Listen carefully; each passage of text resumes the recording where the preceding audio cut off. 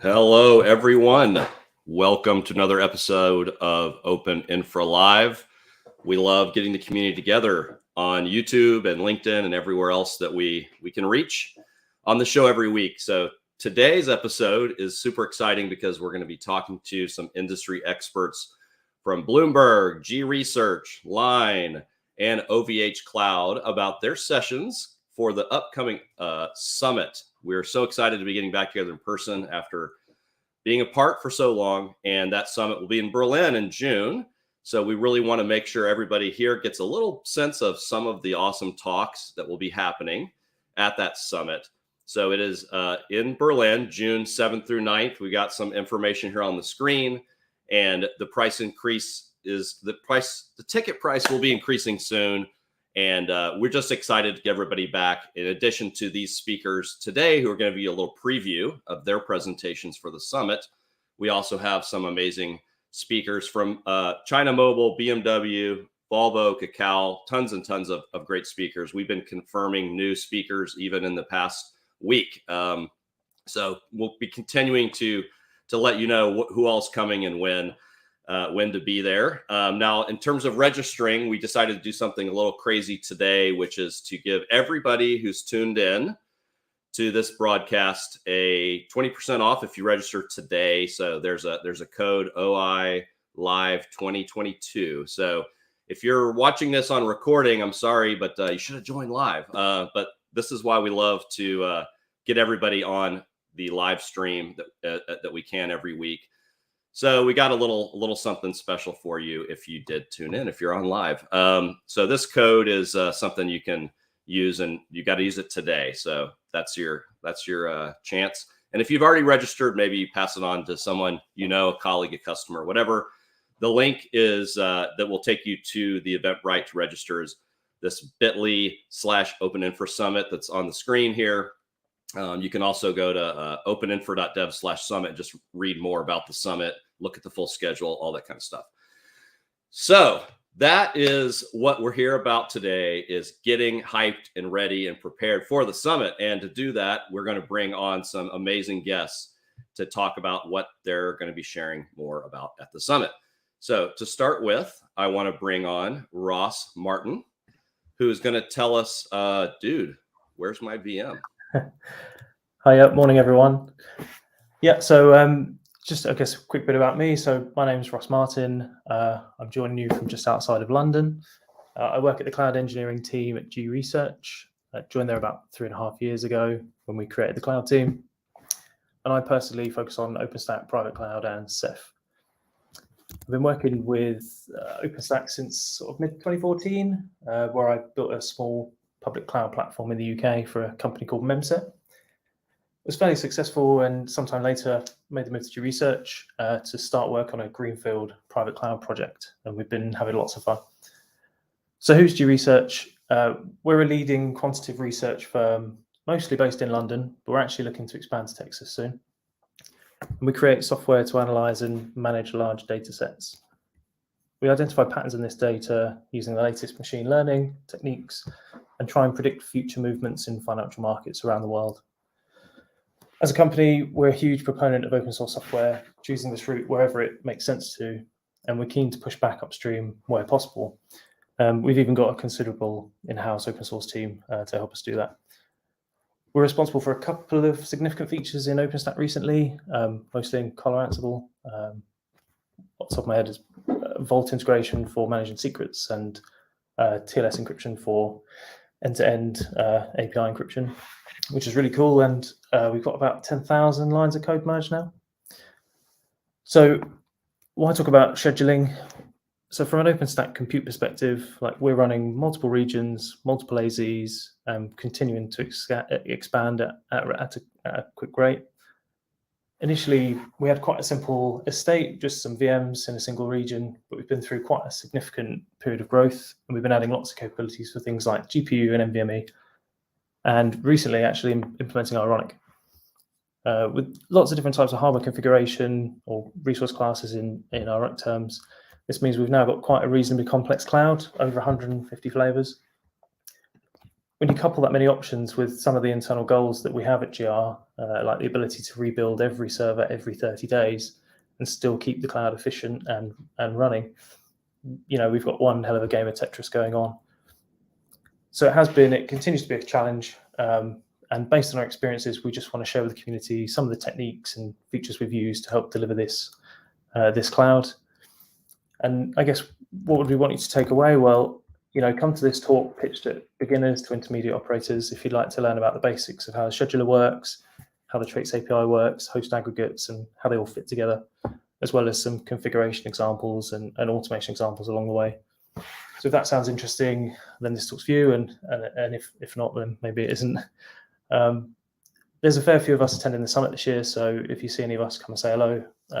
My colleague Scott and I will be delivering this talk, Dude, Where's My VM? Although it should be instance now, it's doing ironic, on the Thursday about 11 on room B09, and we'll be around for a chat after.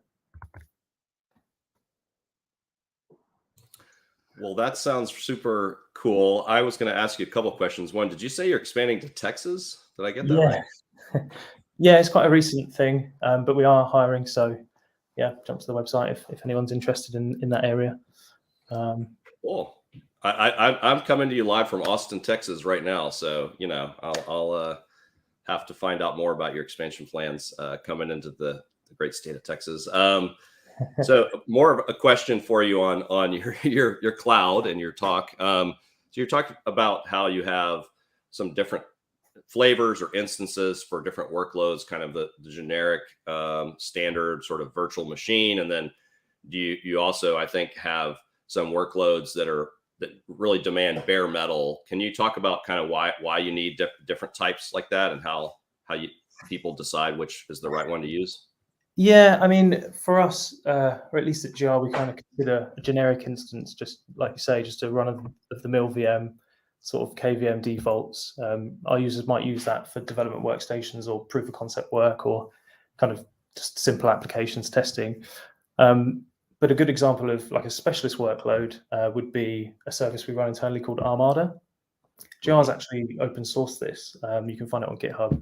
It's a tool for scheduling and running batch jobs over multiple Kubernetes clusters, and it's capable of scheduling hundreds of jobs per second, so I'm told. So in that example, we would use bare metal machines to get the most performance, and in our case, we'd use Ironic and deploy steps to configure that, and to configure the BIOS to give them the best performance. That's really cool. Yeah, I think one of the things that I love to learn about from users, especially at each summit, is all the other open source that you've created and you're sharing that sort of works alongside OpenStack or other Kubernetes, other popular open source tools to kind of make it all work better together. And so hopefully we can learn. I can catch up with you at the summit and learn more about that. So thank you so much for the preview of your talk. Also, for everybody on the live stream, you should drop a comment and let us know where you're joining from. We just, our guests today, we have joining from all over the world. And I'm sure those of you who are on the live stream are joining from a lot of different countries. And that's always fun to share and get to know how many different countries we're talking to today. So thank you for that. I want to next bring up Tyler Stahecki and find out how he blew up the cloud. I don't know. I want to hear more about this from Bloomberg. Yeah, Mark, thank you. So while we architected the latest generation design of our private OpenStack clouds to scale out from the get-go, we started our state like everyone else with a greenfield cloud from ground zero with no VMs and a moderately sized control plane. Almost unsurprisingly, once people got a chance to play with OpenStack, things really started taking off. But what our metrics were telling us is that not only were we growing fast, we were growing really, really fast for anything as a cloud infrastructure team we had internally witnessed in the past. So we quickly found ourselves needing more controller hosts. There were some parts of the control plane that we had to optimize a bit for our use case and things of that nature. But here we are a couple years later with tens of thousands of VMs in a single cell, and we're ready for more. And the secret driving force behind this is data and metrics. Our founder, Mike Bloomberg, often says, if you can't measure it, you can't manage it.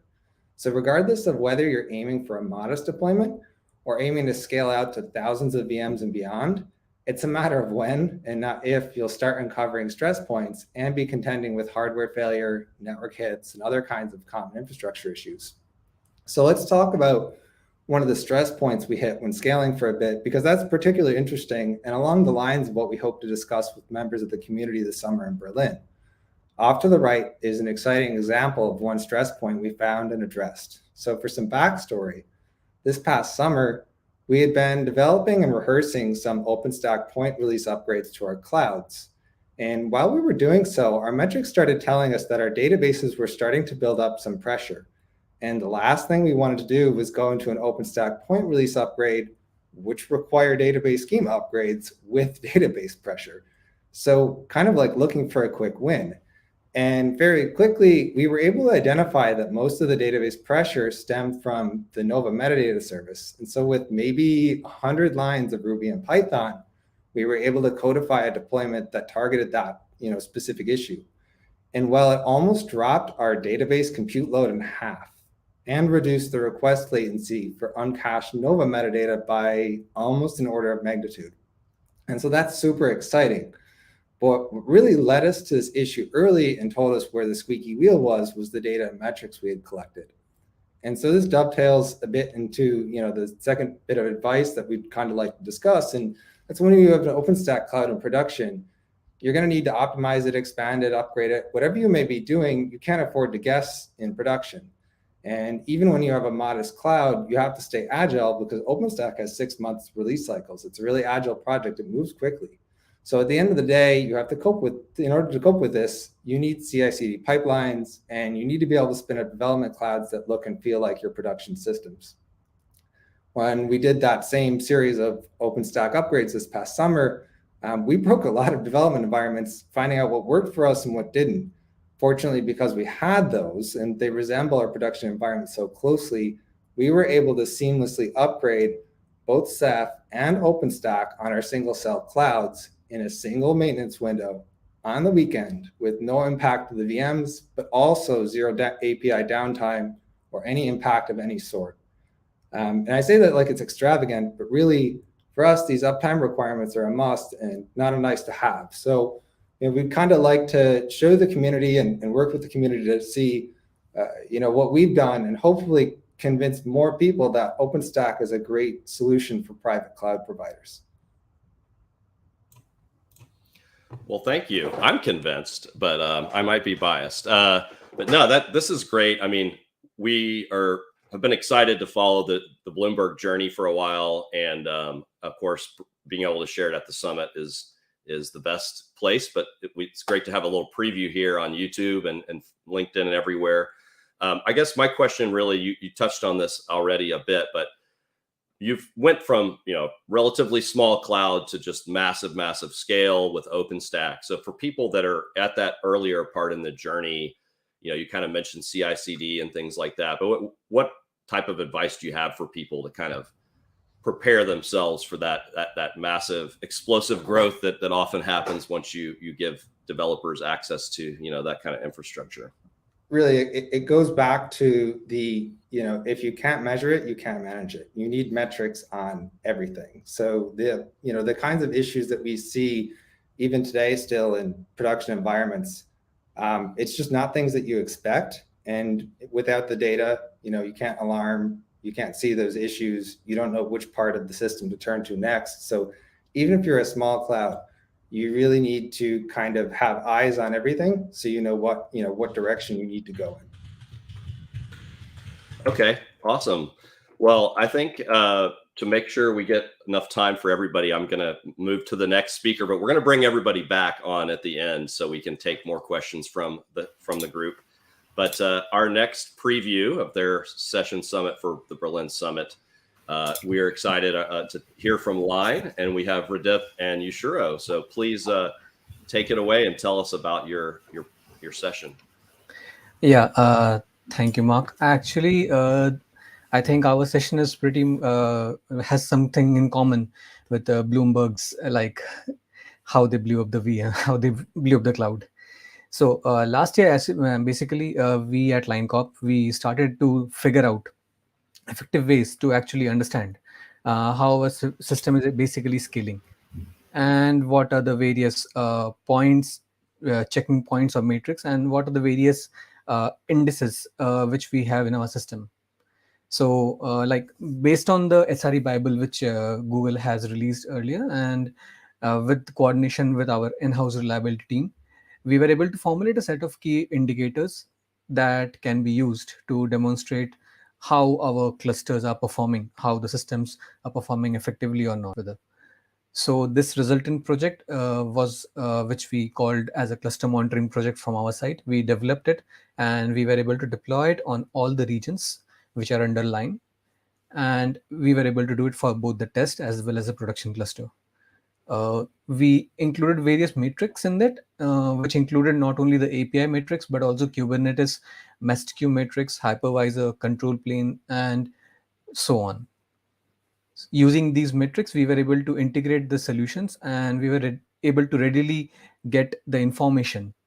And using open source, some certain open source tools and certain in-house solutions, we were able to utilize that data, which we are able to gather and push it to Prometheus. With Prometheus, Elasticsearch, and other components, we were able to visualize that data onto Grafana, and we were able to then monitor and understand what are the various points where our system is basically working properly, or whether there is some problem which we can experience or not. We did have a lot of outages while we were expanding, and we are still like expanding, and we see there are multiple issues which we can observe. And the objective of this project was to make a sense of all the available data which we have, and to understand how these clusters are operating at scale and what we can do to improve the functioning of the clusters. One of the main decision points which we had for our like OpenStack cluster was using RabbitMQ, and I think we are all aware of how stable RabbitMQ is at scale. But however, we did have multiple outages, not only with RabbitMQ but also with Nova API and other components of OpenStack. And using this cluster monitoring project, we were able to understand our system better, and we were able to identify various issues which existed in the clusters. Next, I would like Yushiro-san to explain further. Okay, so my name is Yushiro, working at Line Corporation as an infra software engineer with Redip-san. So in our presentation, we calculated the ratio for VM operation, like create, delete, rebuild, and so on, and API response by using message queue and visible on Grafana dashboard. So then our team defined some SLO for Line Cloud Platform for the first time, and we are now managing our private cloud to achieve our SLO. So here is just an image about the Grafana dashboard. So this is our development environment data for past 30 days, so that we can see by visible on the Grafana dashboard, we can understand how many VMs created, and how many times a VM is deleted in 1 day, 1 month, or past 6 days or something like that. So for our previous presentation, we explained how to calculate them and how to correct from the metrics data. So in this presentation, we will share our operation result for 6 months and some point, and to use these values. And this final topic of structure of monitoring components for multi-region. So then most of you are using OpenStack and about some private or public cloud service. And the important point is monitoring cluster. Of course, yes, but the much more important thing, I think, is availability of monitoring component itself. So once the monitoring service has dead, so that no data is consumed, and we cannot see that actual cluster behavior correctly. So that always getting the monitoring data is the most important. So in our presentation, I will share that actual monitoring structure. So how Prometheus server is deployed on the Kubernetes layer, or how load balancer is configured, or something like that. So for the conclusion, I will say about the expected audience, if you are interested in some monitoring OpenStack cluster or calculate some SLO and if you feel some pain points to manage, like kind of RabbitMQ or OpenStack as a component, and if you want to talk with us about some outage handling or something like that, please come to Berlin and join our session. Yeah, that's all. Thank you. Well, thank you. The first question I had actually, because I know that Line is massive service, but certainly in Japan, everyone knows about it, but it may be that some people on the live stream aren't familiar with Line. So can you actually just explain what Line is? I think you have 170 million users or something, massive application. Like, what does Line actually do for end users? Okay. It's a messaging app, I believe, and many more things. Is that kind of what it's used for? So it's not just a messaging app, it's a full-blown ecosystem. So Line has multiple services. It includes Line messaging, but it also has Line Music, Line Pay, and there are a lot of other services as well which are currently working. There are about 84 million users who are currently using Line in Japan. If I remember correctly, Yushiro-san, can you please correct me? Yeah, maybe so. And some kind of some. Oh, okay, go ahead. Please go ahead. Yeah. So, and we are now providing some new delivery services, kind of Demaicon, like that, and a bunch of users are using right now. And yeah, so that more kind of the user is maybe 188 million user, and kind of the line messages maybe 4.9 billion messages in daily or kind of like that. So that huge. Yeah. So billions of messages every day and music are connecting people, and it's all, powered by OpenStack. I think that's like super cool for people to know that, these everyday services that people rely on can use OpenStack infrastructure on the back end. The users might not know, but I think it's really cool. So I do have a question on the actually OpenStack side. So you talk about outages and you had to deal with them and try to prevent them. What are some of the most common sources of outages for people to be aware of? RabbitMQ. Yeah, that seems to be a common one I hear all the time, and I know we've met with your team in Japan, and that seems to be the most common. So hopefully we can all come together and talk about that at the summit and how to avoid those kind of issues. It seems like you've found a way to manage through the issues, even with Rabbit being a problem. Yeah. So RabbitMQ is definitely one of the issues, but we are using our project not only to monitor the messaging queue, but also to monitor other issues as well. So sometimes, for example, if we do have an OOM killer on the control plane for Kubernetes or on a hypervisor, or maybe for any particular, let's say, Neutron agent or a Nova compute side, we are able to monitor those things as well and understand and find out what the reason was. So even in the backend, if there is a problem like an out of memory issue, we can at least monitor it on the Grafana dashboard and go back and try to solve that issue. Good. Well, thank you. I know that your session, I have a feeling, will be very popular at the summit. I'll definitely be there. So thank you again.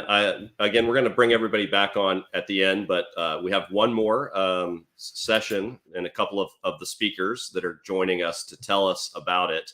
So this is from OVHcloud, who, by the way, is one of the sponsors of the summit. So thank you to OVH for sponsoring the summit. And for this session, we have a couple of speakers. We have David and Mohan Kumar. So please welcome on the stream and tell us about this session for Berlin that you're going to be presenting.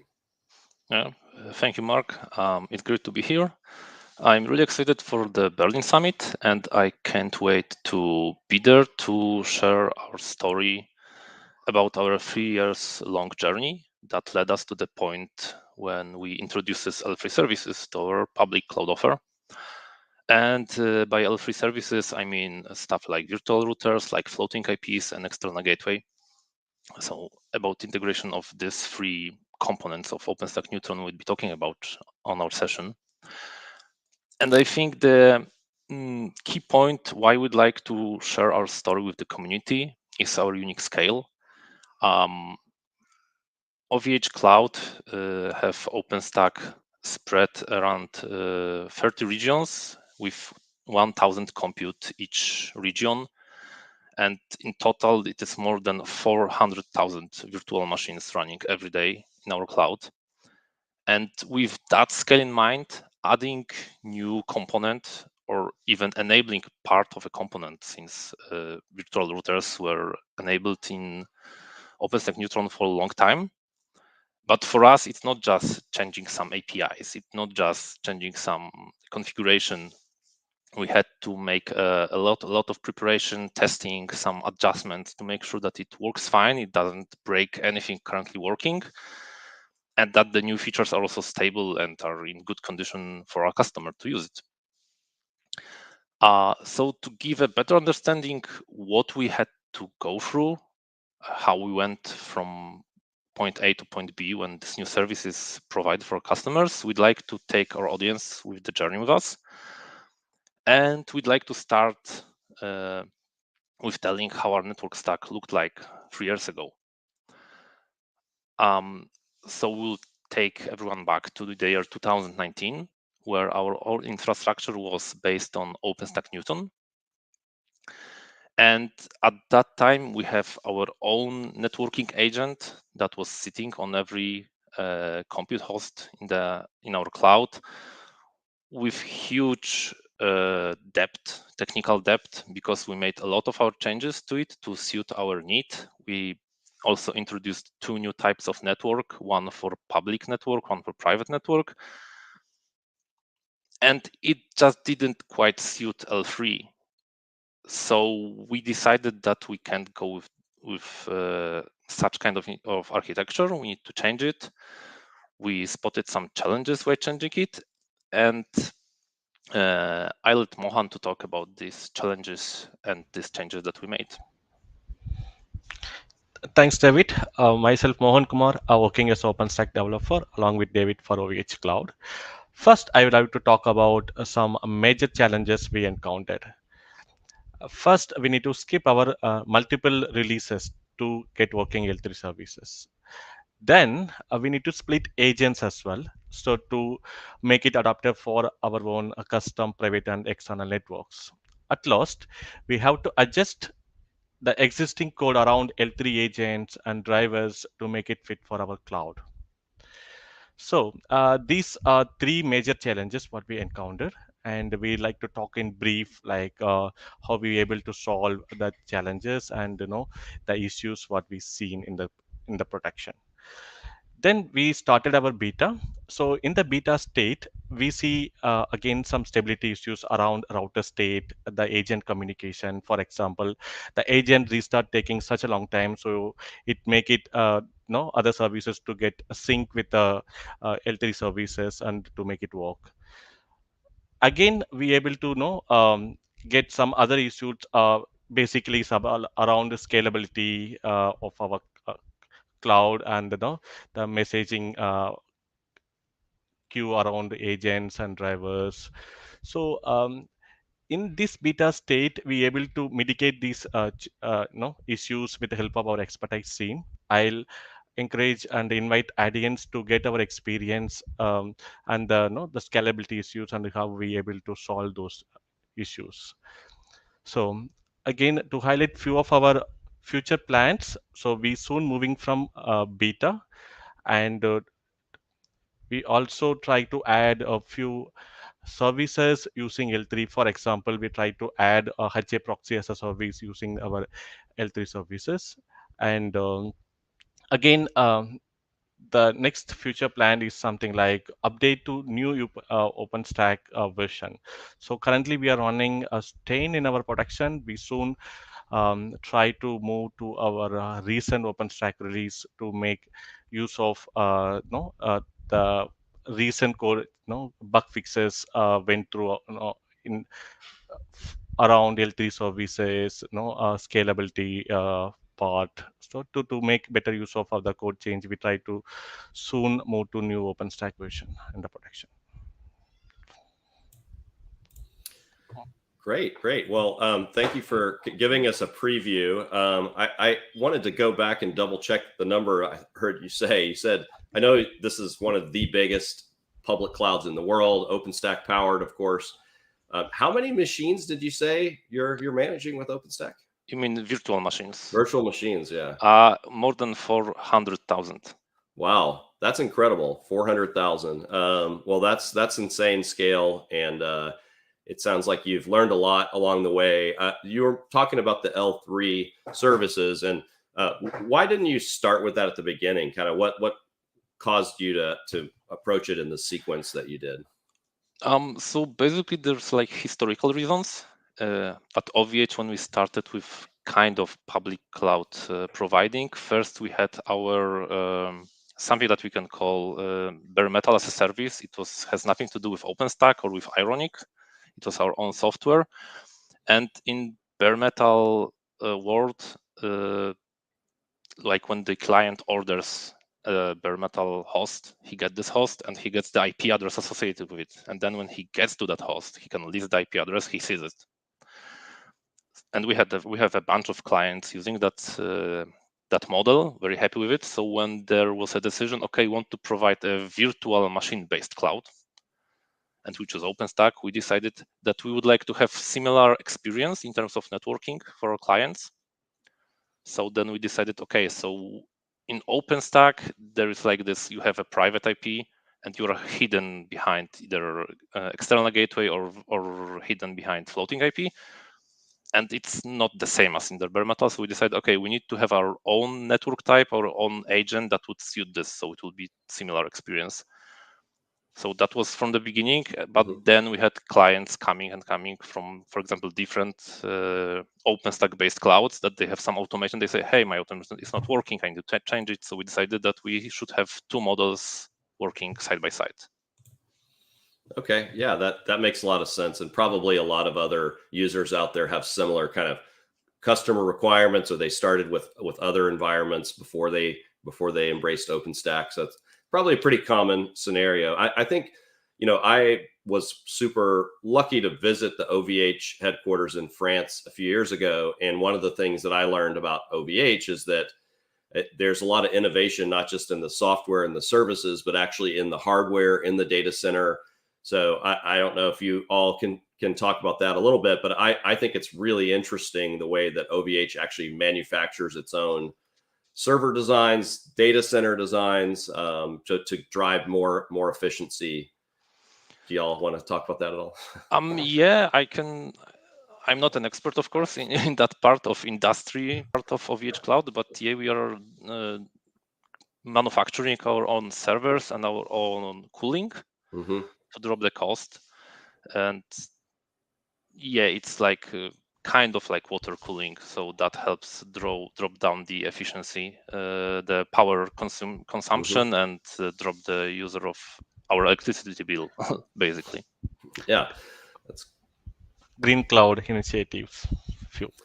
Yeah, I think that there's a lot of people that are very interested in how we can be more efficient with our data centers, given all of the challenges we have around the world with power consumption and climate change and all that. So the green data center, I think we actually have had episodes on that, and may have some future ones on this for the show, because it's a topic in and of itself. But I know I kind of put you on the spot on hardware, your software team, but it's just a cool part of the OVH story. And for those who aren't familiar, it's kind of fun to talk about.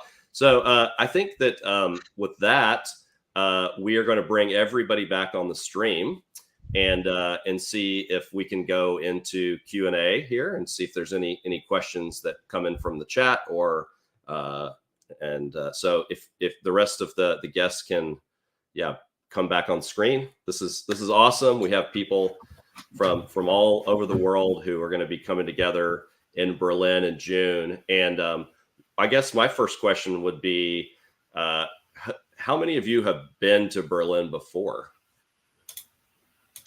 None. Okay. Oh, we got one.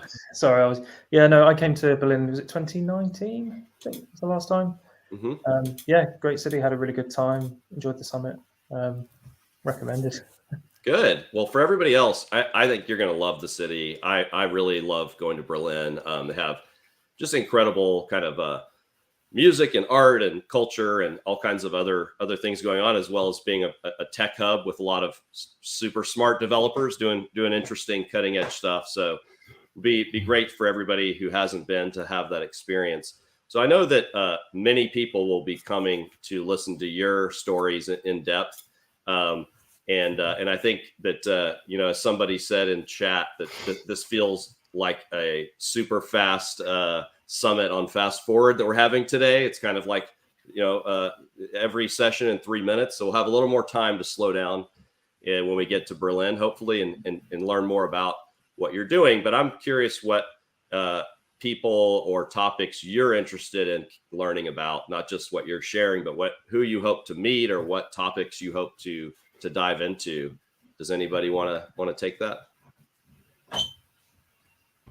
Sure. I guess just listening to some of the other presenters here today, I mean, OVHcloud with hundreds of thousands of VMs is, it's always exciting to talk to other industry experts, in areas within what we're focused on, things like private cloud, public cloud, all those topics, but also just, what other people are doing with OpenStack, how they're using it, what issues they're running into. And, what's great about OpenStack is just the sense of community that, it provides. There's all kinds of people from all, as you've mentioned, all over the world. It'll be fun getting to know everyone. Yushiro, it looked like you were gonna jump in. Do you have a topic you were looking to learn more about at the summit? Yeah, so from my side, so the maybe last time I joined the OpenStack Summit was maybe Iran PTZ or something. So the very long time. So that currently I'm excited to join OpenStack itself, and hopefully that OVHcloud about the infrastructure and cellular infrastructure. I'd like to hear about some outage handling and any kind of large scale of the RabbitMQ or something, some hypervisor scaling way. I'd like to know about it. That, very excited. Good. Anybody else? I feel like I'm sort of repeating the others, but I think for our whole team, with the last year or so of just working on scaling our cloud up, it's the same really. We just want to find out what other people are doing, pain points, the kind of operator war story sessions that you have. Super interesting to us. So just coming to learn and learn from your mistakes really. Good. Well, thank you all to our guests today. I think that I know that we're all heading to Berlin, and we want to make sure that everybody else who's interested gets a chance to come. And so I will just say thank you to all of our guests today, and just remind everyone in the audience that we are doing this crazy one-day sale, 20% off. If you register today with this code OI Live 2022 on the screen, and if you go to the bit.ly/OpenInfra Summit, that'll take you straight to Eventbrite, or you can go to openinfra.dev/summit, see the whole schedule, find out what sessions you're most interested in. And I think that is a wrap for our conversation today, but I do want to tell you a little bit about some of the upcoming episodes. So you obviously heard from some large scale users today. We've had a number of episodes that have been very popular on OpenInfra Live about large scale, from the large scale SIG. And the next episode is April 14th. And this is 1400 UTC, 9 a.m. Central Time. So you can figure out your time zone, but it's the same time we have it every session. And it's going to be a deep dive on Yahoo. So Yahoo is another user that has insane scale and has war stories and scaling tips and all kinds of stuff. So be prepared to come into that and ask them hard questions, because they enjoy that. And I also want to thank all of our member companies. These are the members that are backing the OpenInfra Foundation and make everything possible. If you want to become a member, there's a guy named Jimmy MacArthur who'd love to hear from you. You can book a time with him a meeting with him at any time, and he's our friendly guy standing by for anybody who wants to talk about membership. And just remember that we also want to have many more future episodes of OpenInfra Live, and you can submit your ideas for episodes at ideas.openinfra.live. And you just go to openinfra.live. You can learn about upcoming episodes or submit your ideas. So thank you, everyone. And we will see you next week on OpenInfra Live. And I will see all of you in Berlin. Thank you so much.